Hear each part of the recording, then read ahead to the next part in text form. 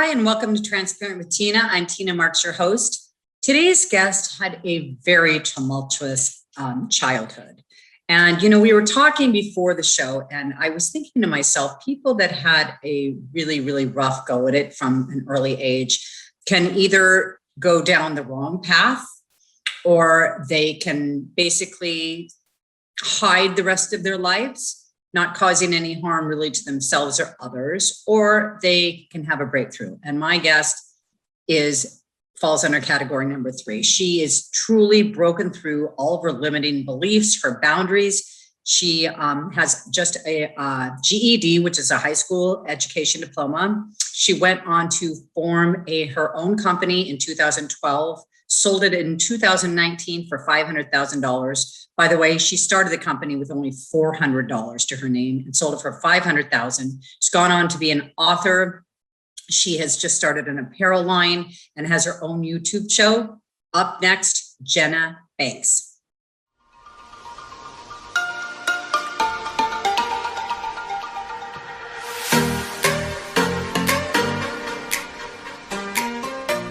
Welcome, Jenna. So good to see your smiling face. Thank you, Tina. So excited to be on your show. Thanks for having me. Oh, you're welcome. It was so great being on your show too. Oh my gosh. What a great show. Yeah, great energy between you and I. We both have the same message, but in different tongues, which is why we do this, right? That's why you have me on your show and I have you on my show, because my experience may be similar to yours, but it's always a little bit different. So absolutely. The whole goal is for somebody listening or watching to identify with me, my guests, whoever, to help move them forward. That's really, absolutely. And your messaging resonates so much to me. Just everything you say, you speak my language. You know what? And it's funny because it was incredible because I was reading through your notes, the guest appearance form this morning. This is the first time I looked at it. And I know you sent it in a long time ago. But I was like, wow, because, I know that we had a lot of similarities. Mm-hmm. Yours are like even deeper in some areas, like we're going to go into actually in a minute here after basically you're an author, you're an entrepreneur, you have your own YouTube channel, which is called the Jenna Banks Show, right? Mm-hmm, exactly. You also started a new apparel line, and we're going to get all of that so everybody can hear that. But first we're going to go to the backstory, which we always do. Okay. Okay. For that, you had a difficult upbringing, you did. And, we talk, I like to talk about that first because, it's funny because I was being interviewed yesterday and I think a lot of people see, when you have those high numbers of followers and, people are like, oh my God, I've never heard of it before. It's like overnight. It didn't. Yeah. It always appears that way, when like a celebrity becomes all of a sudden they're on the scene. Yeah.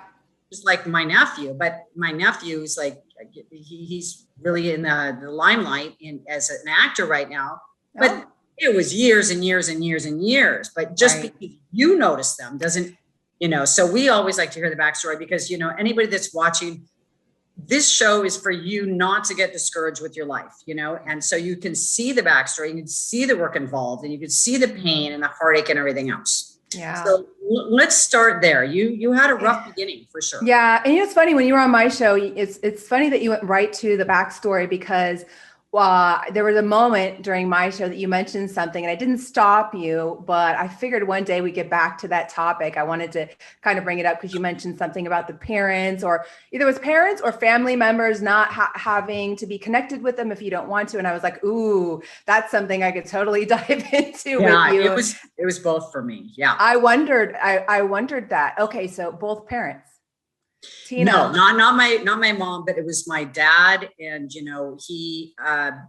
we stopped talking 4 years before he passed away. And then I got a call when he was in the hospital, he had a stroke. So I did go to see him. So I did go to when he could barely talk, I said, I love you. And that was really cathartic for me. And he, as much as he could say it back. And then, 4 months later, he was still in the hospital.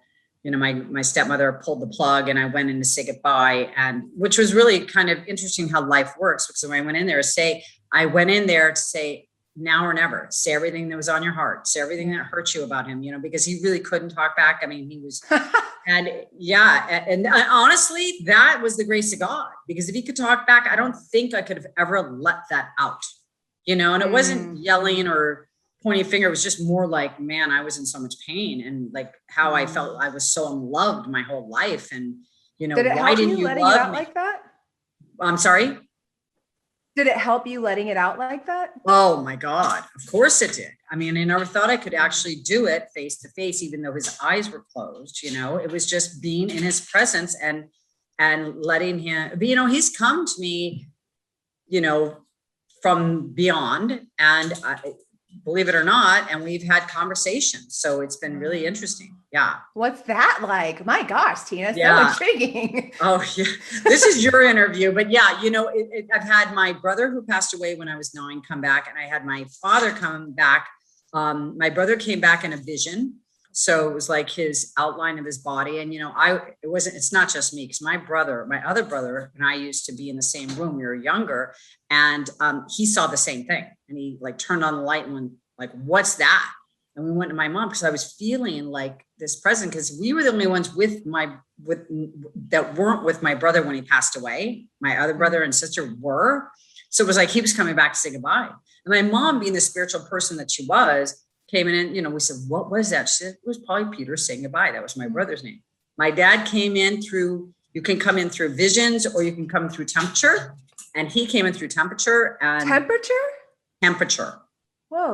Temperature. I was working for Capitol Records at the time. I had a really cute but old apartment, that's really, really. Oh, I've had one of those. Yes. Yeah. And it was summertime. It was like probably 100 degrees or 90 degrees. And I was sleeping naked. I'll never forget, because that's part of the story. And it was so hot. And all of a sudden the temperature just went from like 90 or 100 to like serious, like it just all of a sudden went down to like 60. And it like startled me. And then as it startled me, it was like I started hearing this, I'm here, it's Dad. And I immediately covered up, because I'm like, oh my God, you're going to see me naked. It was the crazy. And he talked and said, I'm sorry, and this and that. And then as soon as he was done, he said goodbye, and he left, and the temperature went back up to 90. And I've thought about this over and over again. And I'm like, it's just not possible. my brain couldn't work that fast. So how long after his death was this? This was, let's see, he passed in, I was still in that same apartment. It was probably within the year or two. It was interesting. Because I was in that apartment when he passed, and I don't think I was in that apartment longer than 2 years. So have you ever read that book, Journey of the Souls? No. Oh my God, you have to read it. It is, a friend of mine compares it to Many Lives, Many Masters, which I've never read. Love that book. Before. Yes. But if you've read it, then you get the concept, and it might not be of interest to you if you've already read it, because I understand it's basically the same thing. It's a hypnotherapist who who used to do past life regression, and he accidentally stumbles upon another layer in our subconscious. He uses a trigger phrase or something, and then he realized, oh my God, there's this another layer. And so he started doing it on more patients, and then he just dove right into that work. And he just basically maps out what happens to us after we die, and the whole trajectory. It's really fascinating. I just actually had a reading he's going to be on my show, and he did this whole thing that I was like the king of Denmark. And, I started off really well, but then I got greedy. Really interesting. I do believe in reincarnation. I love that stuff. So anyway, that's kind of my thing. So Tina, I know this is my interview, but, and I'm sorry, I'm taking over the hosting. As you can tell, I'm used to hosting, I'm fascinated by this. But just, I would like to know, did you close out those issues with your father? Because he came back and apologized. That's huge. Yes. And I think, no, absolutely. I hold nothing. I mean, only but love, because it wasn't at that moment that I did that. It was later on, I think, when I found metaphysics, because I was about 28 years old. I was 28 when he died. This is maybe when I was 30. And then when I found metaphysics at 35, and I started applying the principles, and I just started realizing, and the older I get, the more I just was like, come on.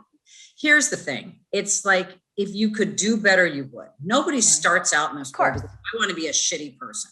Yeah. Of course not. Yeah. And now that I'm a mother, it's like there's certain things my son's going to say that I didn't do correctly. Of And course. what, he did the best that he could with what he had. And Mm-hmm. I only know stories about my grandparents because I never met them. They were already gone by the time I was born.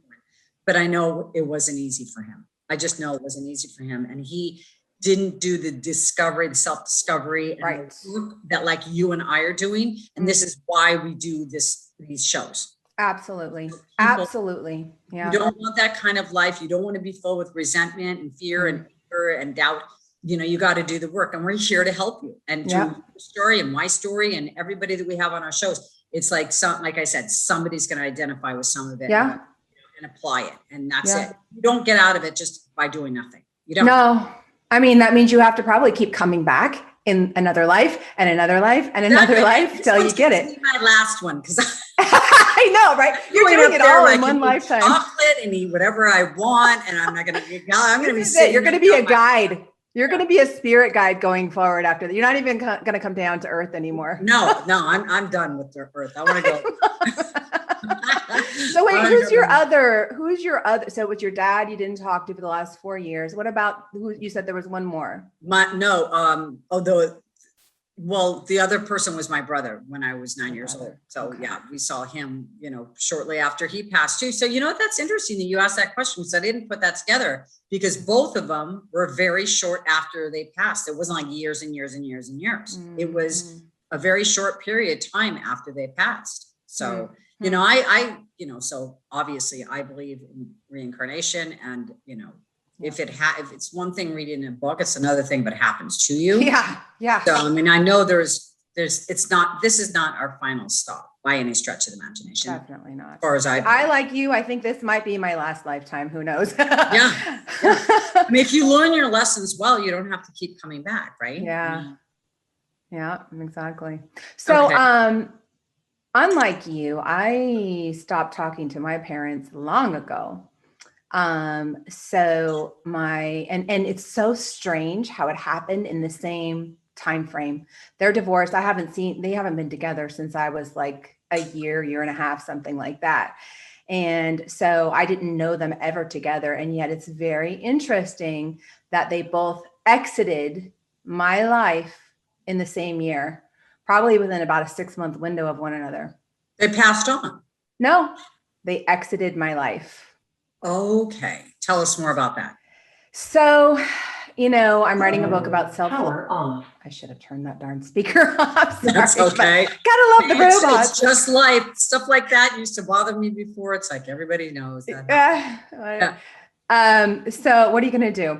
I'm writing a book all about self-love, and I had a very tough upbringing. And that's probably part of my journey was to write this book because of just having to overcome all the things that I had to overcome. And so, I guess maybe I'll tell you the breaking off period and then give you the backstory. My dad and I had we didn't really have a relationship. He called once a year. I was raised with him till I was about 14. He was a very domineering father. It was, and he's also a narcissist. And so, and you know what that means. But of course, growing up, we didn't know what that meant. It was his way, or it was just his way. And, our personalities were pretty much squashed. We weren't allowed to be who we were. We were supposed to live by the Bible, and he was very, very religious. We went to church, Sunday morning, Sunday night, Wednesday night, only went to Christian school. We were led in a very sheltered home. It was almost like a cult, like kind of upbringing, really. Watching Scooby-Doo was evil, like really hardcore. When you say it was like a cult, was he following somebody like a lot of these cults? No, but he was raised in this, I was born in the 70s. My parents had me during that whole communal time. I think they met in a commune. I mean, my mother's brother was in a cult. He married a cult member. I wouldn't be surprised if they were both in cults at one point in time. I don't know that for a fact, but that was that time frame, so, he got saved when I was a baby, and And so anyway, he just became very into religion and had 5 children. And I was the oldest, and I was from my mother. I was the only one from my mother. And then they divorced when I was a year and a half, and he remarried and had 4 more kids. So I was raised in his home. So you're the oldest, obviously. I was the oldest, and I was the only one from the other mother. Right. And so I basically, had 4 younger half siblings that I helped raise. I was very responsible for them. And, but it was corporal punishment kind of parenting. So it was spare the rod, spoil the child, very religious. I recall specifically being told as a child that you better not tell anyone that we spank you with a 2x4 or you could be taken out of our home. 2x4 meaning a 2x4 plank? Yes. And how often was that? Anytime we did anything wrong. Anything bad. And it could have been eating candy because we weren't allowed to eat candy. Breaking the rules. My dad did that. If it was in between eating hours, I had the same thing. I had Oreos in my mouth, came in the pantry, he smacked my mouth, and I had Oreos. It doesn't even make sense to me. But again, now, okay, looking back, I'm going, again, that's probably how he was taught, right? Of course. They thought they were doing something, unless they're getting off on watching a child in pain. I think they were thought they were doing something right. Yes. And I go back and forth between that because the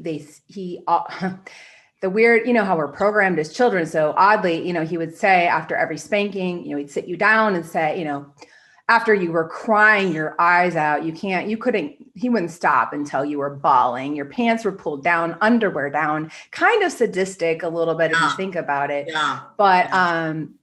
But he'd sit you down afterwards and he'd say, we do this because I do this because I love you. How did you know? I just knew that. Well, yeah, exactly. Yeah. Because that's the only recourse. Honestly, he may have felt that. That's what I was trying to say earlier. It's like, you never know. Depending on how he was raised or whatever, right? He wasn't raised like that. It's only one of two. Well, okay. So then he got into something that he just got brainwashed, or he was into getting off on inflicting pain. Who knows? I can't, I have no idea. All I know is I didn't feel any love. Yeah. And so I was so suppressed as a child. Did he do the same thing to your siblings? Oh yeah. Okay. So you weren't singled out. No.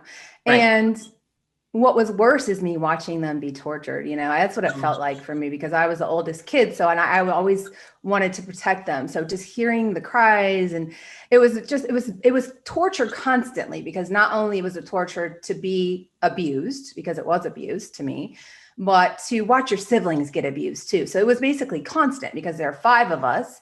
You're getting in trouble. And your stepmother was fine with this? I think she kind of turned the other way. I know. I think she promoted it. Oh, I think she was the one who was raised by it. And in fact, I know she was. And perhaps she's the one who got him into it, I can't. Yeah. So anyway, that was the home we were raised in. And I was like, I just felt like locked in a jail cell, Yeah. So I didn't feel any love. I didn't feel connection. I'm living with my stepmom. I'm taking care of these kids that she put a lot of responsibility onto me. And I just didn't feel like alive, I just couldn't wait to get out of there. And so 14 years old, one day I'm sitting in my bedroom. I was sent there by my stepmom after spitting on my brother for something he did, or he spit on me first. And then I spit on him and he went and told on me.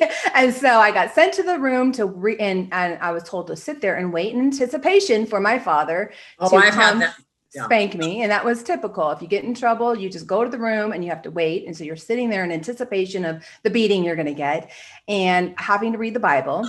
And, that was typical. I had that Bible so well memorized and still do. But so I'm in there and I'm just going, you know what? Something has to change.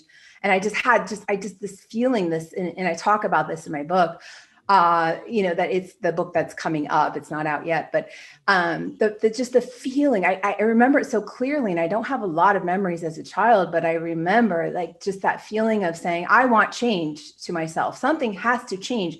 And I just said, okay, and I had so much time to rehearse what I was going to say. I'm like, I'm going to get up the courage to finally speak up for myself and say how I really feel after he spanks me.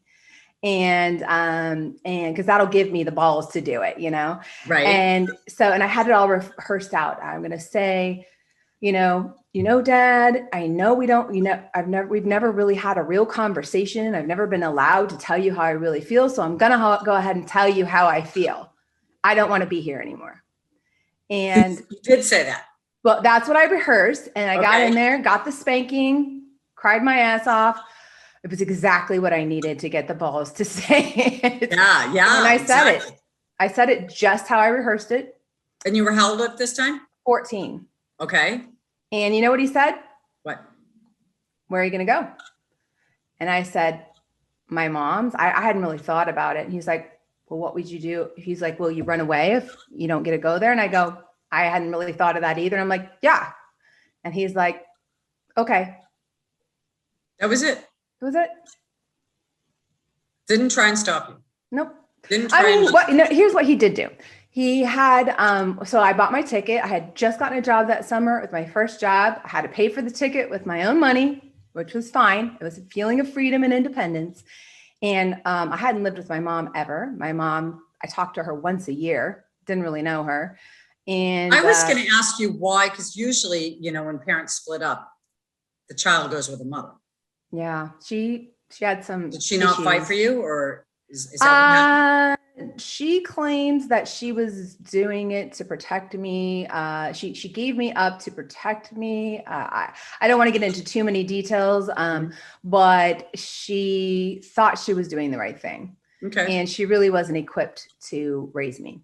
So she had some emotional issues, major emotional issues, and was going to college and whatever. And my dad, was giving her a hard time and she didn't want to deal with it. So she gave me up and I was like a year and a half. So, I don't know how much bonding could have been done by that time anyways. So I went to go live with him and she called me once a year, maybe at that. And the times I would see her maybe every other year or so, my grandmother would probably force the situation and they would come together. And so it was usually my grandmother that I really bonded with, which was her mother. So, I say this to him and he's like, well, so a day passes or so. And he says, would you speak to the pastor of the church at least? And I said, yes, of course. So I go to the pastor and then the pastor proceeds to tell him I inherited a devil from my mother. You what? I inherited a devil or a demon. That's what I thought you said. That's what I thought. From my mother. This is what the pastor said. Mm-hmm. Interesting. Yeah. So I think now you feel like you got nobody on your side. Yeah. Yeah. Yeah. So a couple weeks later, off I went to California. And so I was living in Florida at the time, go live with my mom. And she knew you were coming. Oh yeah. She agreed to it. Okay. For whatever her motivation was. Okay. She agreed to it. And I can now, based on what I've told you, I'm sure you can imagine how that went. Yeah. Yeah. So grass is not always greener on the other side. No.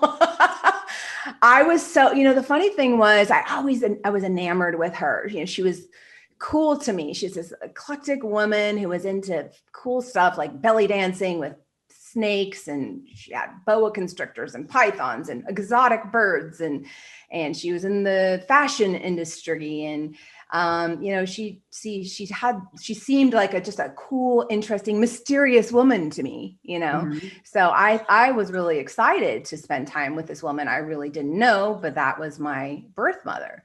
So, and when I went to live with her, my dad never really reached out, or my stepmom. I was basically ostracized, and I wasn't really allowed to talk to the kids. So, because now I had this devil in me, this demon, I'd be a bad influence. So now it's like, well, you're not able to live by our rules. See ya. Yeah, and you must have missed your siblings too. I mean, yeah, absolutely. Yeah. So how was it living with your mom then? It was torturous. I only recently got over some, I was having these nightmares dreams, actually, not nightmares. I had these constant dreams of her birds in these cages. And this was up until last year when I finally resolved this. I didn't know what this meant, but there was a hidden meaning behind it. I would constantly have these dreams that I was tasked with taking care of my mother's birds, and they would be dying, and I'd realize, oh my God, I haven't fed these birds that I've been supposed to be feeding. And they're dying, but their beaks would start to fall off, they would just be, but I catch them in time, but then I'd feel really guilty and bad that I hadn't taken care of these birds. And I'm just like ashamed, a lot of shame, a lot of guilt around just having dropped the ball on taking care of these birds. And I read Mastin Kipp's book, Claim Your Power, last year. And he's all about, trauma. That's his big, I don't know if you know who he is, but he's all about trauma and healing trauma, how trauma impacts your life. And I had never really done any diving into that kind of work before last year.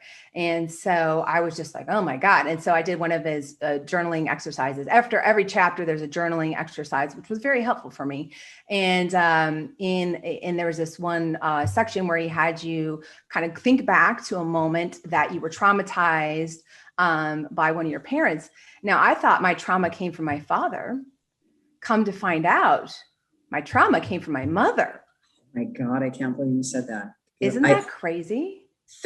Okay. So go into that a little bit more, because, I had the same thing, because I always thought, it was all my father and not my mother. And when I went to an intensive weekend, it was a silent weekend retreat, except when you were in exercise. So a silent weekend? I said, well, here's the deal. So you're in exercise all day. There was only 10 people there. Okay. So you're in exercises all day. But when you weren't in exercise, when it was time, because you had a roommate, okay, it's 3 days, you're sleeping at this place. You can't talk to anybody when you're outside of exercise. So if I have a roommate, I can't say, well, what did you think about today? Or what did you think about so-and-so's story or whatever? And I thought it was so brilliantly done, because think about it. There was no room for gossiping, and you want to take all of that in, right? Mm-hmm. And it makes you stay true to yourself, because if somebody said, well, can you believe what that person did? The next day, maybe you're not going to open up an exercise because you heard that person, see what I'm saying? I thought it was really well done. But the only thing I want to add is that I had no idea that there was one exercise that came out that was about my mom. And I was really angry about my mom. My anger for my mom was basically because she didn't protect me from my dad. But I never thought that I had any anger towards my mom. So anyways. Interesting. Yeah. So you found out you were really angry with your mom? Well, so come to find out. Okay. So now, I'm having these dreams, and I didn't realize that I had the biggest trauma from my mom. So what happened was I got to live with her at the age of 14.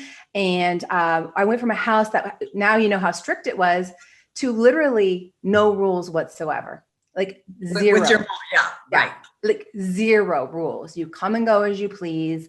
But not only that, there's no concern whatsoever. Mm-hmm. It's whatever. There's no parenting at all. It was just a roommate. And kids, they're like, oh my God, I would love that. No, you wouldn't. No, you wouldn't. After a while, you wouldn't, because like you said, you would not feel cared for. And you don't feel safe, really. Yeah. I mean, I was up to my own device. I left to my own devices. And I mean, I wouldn't come home a lot of times. I'd stay at my friends' houses. She wouldn't know. She wouldn't care. There was no asking where I was. You could have been missing for. She wouldn't care. Well, and then what would happen is I would get in trouble. And instead of the spanking, she would lock me out of the house. Literally change the door locks. Wow. To teach me a lesson. That was her way. And so you would have to go someplace else to sleep, I guess. Anywhere. And she wouldn't care. And this was before cell phones existed. I couldn't get a hold of her. No. There was no getting a hold of her anywhere.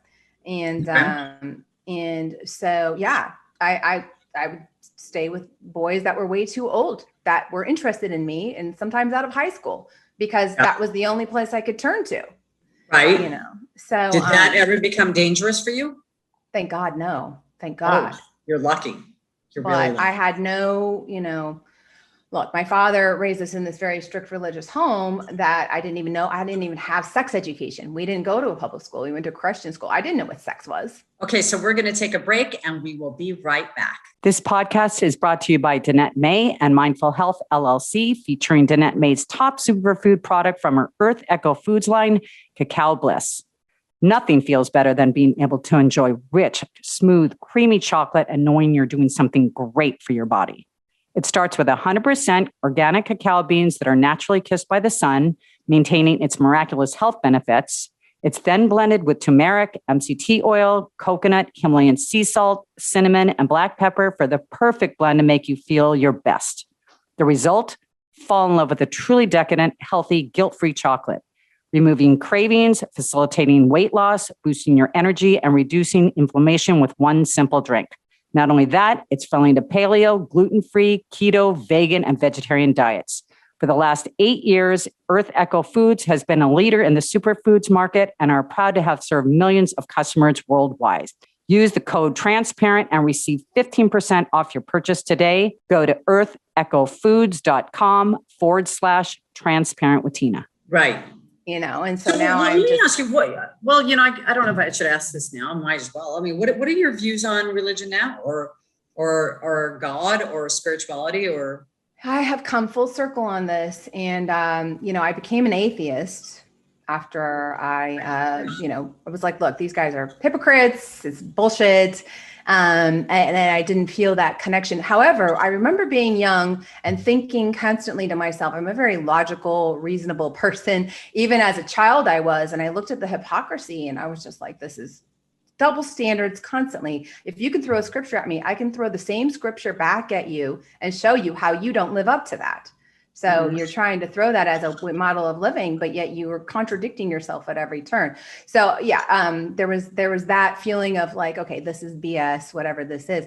But I also thought to myself, if there is a God, why do you need a broker like the church? It just didn't make sense to me. It's like all this power concentrated into this place that basically rules you, because now we were, as a family, we lived and abided by the Bible, and we abided by the church, and the pastor had so much power over your life, and it just seemed like this imbalance of power, really. So as I got older, I became an atheist, as how I called myself for a while, and then in my 20s I started becoming more spiritual. So I found yoga, and then I'd read books by Deepak Chopra and Eckhart Tolle.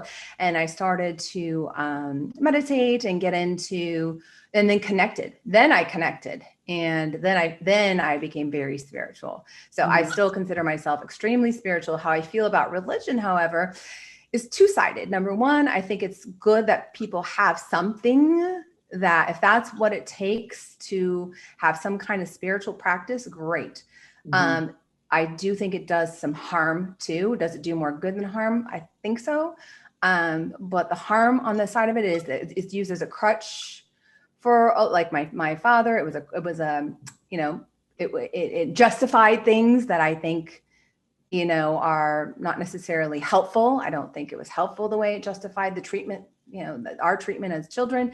And a lot of the texts I read now, even this book I'm reading right now by Dr. Shefali, I don't know if you've read it yet, Tina. If you haven't, I highly recommend it. I think you'll freaking love it.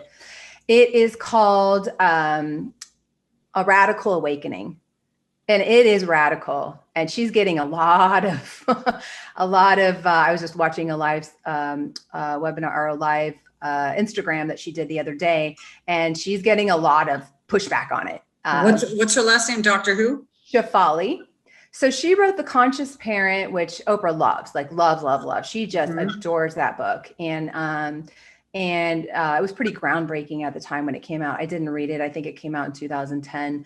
I only heard about it because I saw her speak recently, and that's what prompted me to get the book. Powerful stuff. But she talks about also, I don't want to put words in her mouth because I'm just now reading the book. I'm almost done with it, but she says something to the effect of, she challenges religions too. It's like dogma, isn't necessarily, I don't know, the best practice. and again, I don't want to put words into her mouth, but there are other leaders that I love to follow that say similar things. And there's also a book out by Anita Moorjani, which I absolutely adore. Reading the book Journey of the Souls, which talks about what happens after we die, led me down the path to read Anita Moorjani's book, which is Dying to Be Me. Now, she actually passed on from terminal cancer, organ failure, complete death. I forgot how long she was dead for. I think it was minutes. Her family came to say goodbye. Her brother's flying in from India to say goodbye. She passes on. She sees her brother in the plane. Like she's now her in her spirit life. She sees everything, and she's basically, she goes to the other side and she realizes, oh my God, I caused my cancer.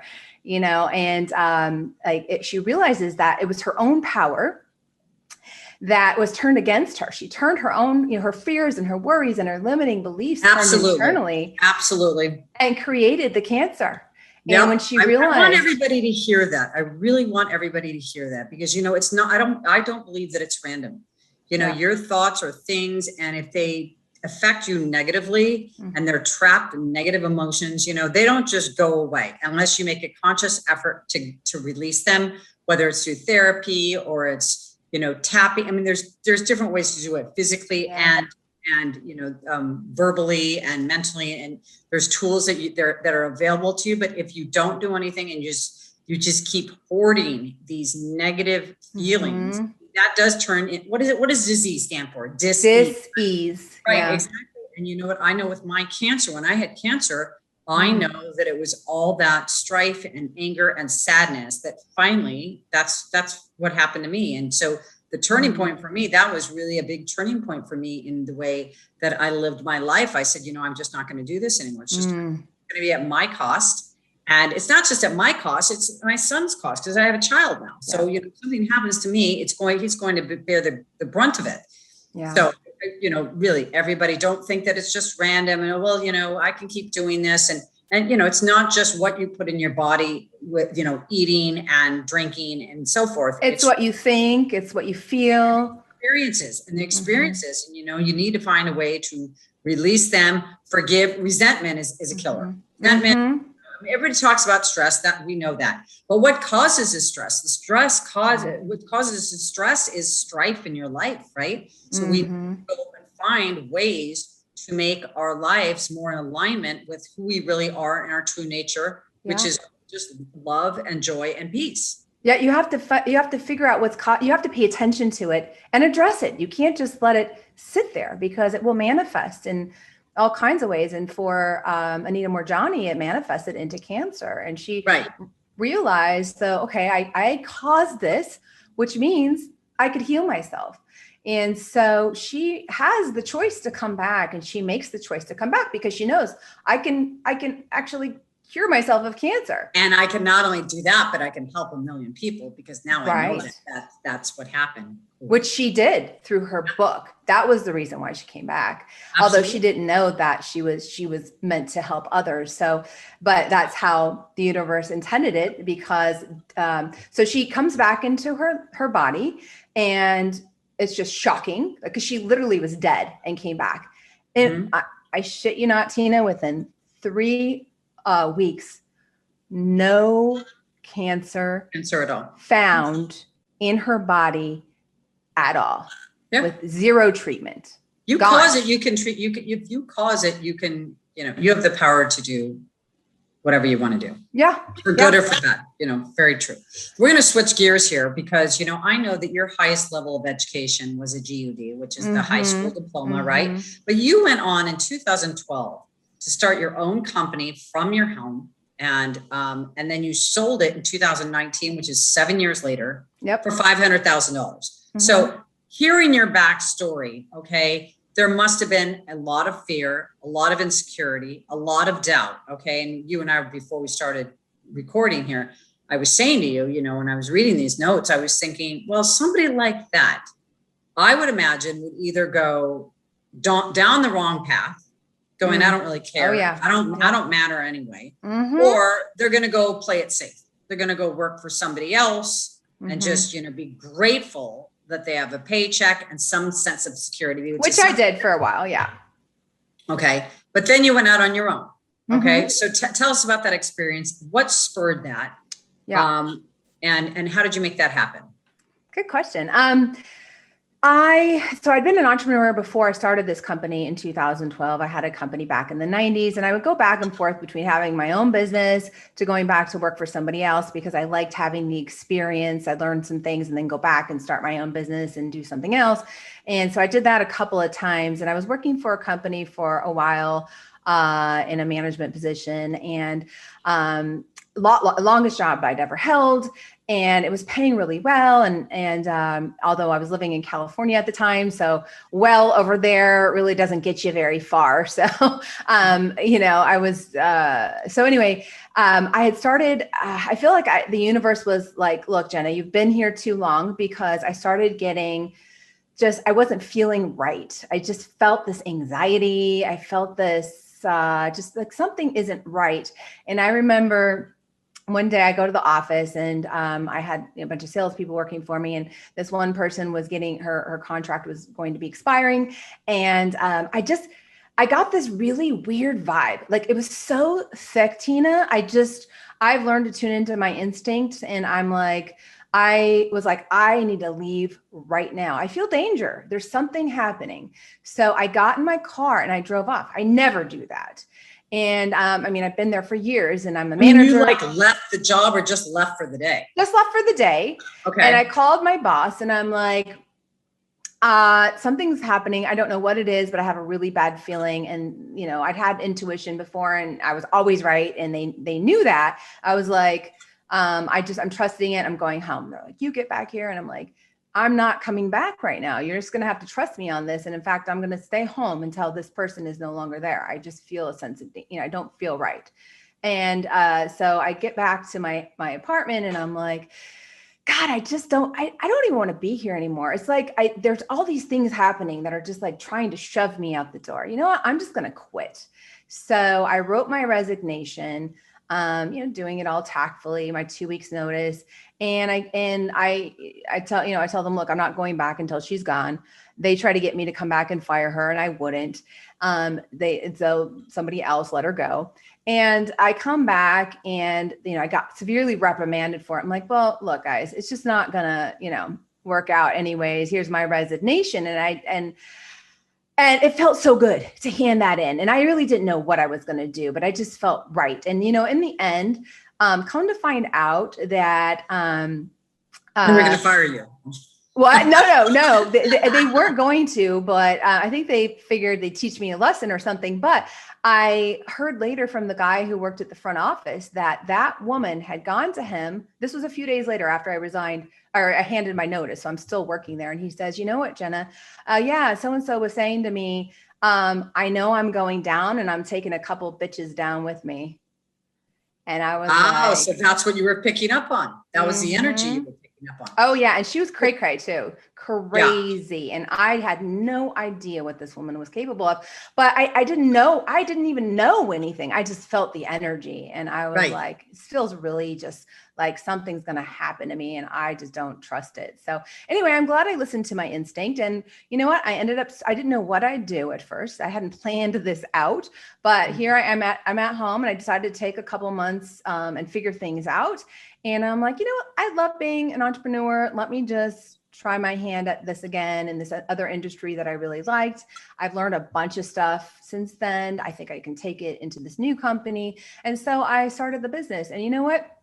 I got that confirmation that I was on the right path pretty quickly, and started. My first client was NASDAQ, and I'm like, okay, this is pretty cool. So what was the actual company? It was a promotional merchandise company, so branded merchandise for businesses, B2B sales, and so it's called Brand Spirit. That's the company I sold. Okay. And so yeah. So anyways, I just went for it, and it started working out great, and it was a wonderful experience. I kept it very small. And then I ended up selling it. So I grew it over time. And what was beautiful about having my own business again, and with modern technology, is that I could work from anywhere. So I was traveling. I moved up north to Northern California. I could take my business with me. I bought some properties in Atlanta. I mean, I expanded myself so much after leaving that job. So I really was meant to be gone. I mean, I wouldn't be here today. I wouldn't be writing this book on self-love. It's all part of my journey. Right. Know? Exactly. And you know what, let me say something, your backstory is probably the reason you're doing what you're doing. I mean, seriously, you would, if you had the perfect childhood or near to perfect, or, parents that completely just smothered you with love, you probably wouldn't be writing this book. No. You wouldn't be having this podcast. And so anybody that's listening, when you have a challenge, okay, and you're kind of like, why me? Really listen. If you're going to ask the question, then listen for the answer. Okay. Because the answer will come to you if you're quiet enough, because the answer is in the suffering. There's something that you don't just suffer for no good reason. No. There is a purpose and a reason behind it. But if you get stuck in just the question and not listen for the answer, then you're going to be miserable. Okay. But if you can take that question and really listen for the answer and be aware of your surroundings, you will find your purpose. And what that purpose could be greater than you ever even imagined. Or maybe not even just your purpose, but also perhaps what has happened to me is sometimes a karmic reason why something happened.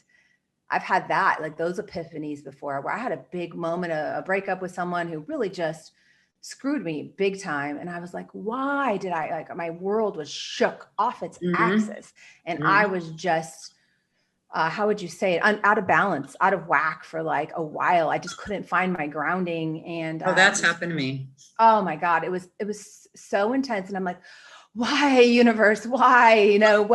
Why did this happen? And then one day I'm literally sitting on the toilet and I'm just like in this deep meditative mode, and it came to me and I was like, I caused this. For me, I always found that when that happened with me, it was because I was giving my power away way too early. I would dive right in without even seeing if there was water in the swimming pool. I wanted to be loved so badly, and I didn't want to be alone. I had abandonment issues and, and unworthy issues. And I just felt like, I found this connection. And, for me, I either connect with somebody or I don't. I'm not really this in-between person. Me too. Yeah. Kind of grows on you. I'm the same. But then when I go in but now I've grown wiser and, I'm just a little bit more reserved. I'm cautiously optimistic is what I would say. And cautiously optimistic. Okay. Yeah. I'm so good in my own space and my own life, whereas if I look back, the reason I was doing that, giving my power away and jumping in so quickly, because I felt like I was missing something, because I was not fully integrated. Me too. Like I am now. I just couldn't be happier. So, it's true. It's not 50-50 make a whole. It's 100%. You said that on my show too. And I was like, wow, that's so powerful. And it's so true. And I'm true, glad. Right? Yeah. Yeah. I mean, if you're not lacking for anything, then you're only going to attract abundance. If you're coming into it lacking, you're going to attract whatever you are. Yeah. Right. Yeah. So, you said you used to be a very private person. And I would never imagine, I'm telling you, 2 years ago, if you would have ever said, hey, Jenna, would you ever see yourself having a podcast, talking about your personal stories, basically divulging all of your deep, dark, everything, all of your trauma, all of the things that, I'm surprised I'm not crying right now, because and thank goodness I've had enough times where I've talked about these things, and trust me, reading my manuscript back, I'm going through another round of editing right now. Every single time I'd read a chapter, I would it's like break down. It's like reliving it over and over and over again. And I still feel the emotions right now, like I could easily but thank goodness I'm getting used to it. And this is almost like going through therapy, And thank goodness that you do, because, it's very, very important to feel those emotions to be able to release them. Yeah. If anything you resist keeps coming back to haunt you. And that's, like when I was being interviewed yesterday, they said, what's your last, words of advice or wisdom or whatever it was. And I just blurted it out because it's really so top of my mind. It's just stop resisting, and completely surrender. My life is completely changed. I mean, as long as you're in resistance, you're cutting off the flow of life. You're cutting off all the beautiful energy. And, we have to look backwards sometimes. We have to relive that to release it. Yeah. Otherwise, if we're just going, no, I'm not going to look at it. No, I'm not going to look at it. It's still there. It's still very much alive. You're keeping it alive by looking the other way. As long as you stare it down, it's just like fear. When you look at fear straight in the face, it dissipates. Yeah. But when you turn away from it, you're imagining how bad it could be. It can get monstrous. But the minute you look at it, it's like, it's not that bad. Yeah. Well, now we come full circle then on my story with the dream of my mother's birds that I'm trying to, take care of. So when I lived with her, besides being locked out and all of that, she would write me the most horrible letters, like horrifying. And I would come home. Sometimes there would be every single glass, every dish broken on the floor because I ate one of her frozen meals or something. It was trauma on a different level. I don't think that the physical abuse was, I don't think I harbor anything about that anymore. I think what led me forward with my trauma informed, what would you call that? Trauma informed state, or what Mastin Kipp says it beautifully. And I'm really butchering it right now, but basically she would write me these horrible letters and I formed limiting beliefs out of them. Like, I'm not loved. I'm all alone, that one might make me cry because I'm still working it through, Yeah. And last year that all came up because I was writing about the book, writing the book, just letting it all out. And I'd been through a massive, massive breakup, huge. And it really that one rocked me to my core. The second one in my life that did that. And it really brought up some old stuff, and so I was like, why am I like, it had been a few months. I'd already worked through the breakup stuff. And I felt something else coming on, and it felt like this intense burning in my chest, and I was like, what is this? This can't have to do with the breakup. There's got to be something else here. And I think what happened was the breakup brought some old energy out, how trauma wants, so something triggers something. And Eckhart Tolle talks about this energy that's attached to you. Something can trigger it. And then you feel this other old stuff. And so that's what I was feeling, was this old stuff. And it was massive. And I would just start feeling this crazy anxiety burning in my chest. And then I started to realize, well, let's let that energy flow. What's really there? And as I let it flow through me and I would just put my focus on it, it started to transform into pain and emotion. And I would just cry for no reason. And I just, I let it out. Because that is that emotional cycle that I think you were referring to earlier, is you got to just let it flow. And I didn't even know what it was. I couldn't put my finger on it. But then I was led to Mastin Kipp's book, Claim Your Power. And then I was doing that journaling exercise and uncovered all these limiting beliefs that I'd formed. And because of these things that happened because of my mother's mental abuse. And so I had literally, when I lived with her, I went numb, the emotions gone. I couldn't cry. I cried so many times, cried myself to sleep. I was a very sensitive child. So I went from a very protected home to a home where I was just mentally abused, crying myself every night to the point where I just literally cut off emotion. So so going through all that and then leaving her home, that was only a couple of years.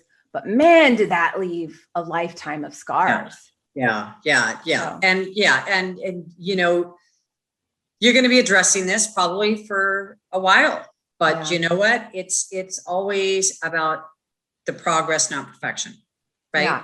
Yeah. So is there something that you do on a daily basis to, is it tools that you use or exercises that you use to keep pushing forward and not get caught in the past or get caught in the negativity or the Tina, I have to say, I'm so grateful for what happened going through that last year, because I think I finally addressed that trauma. I think I'm so lucky that I did.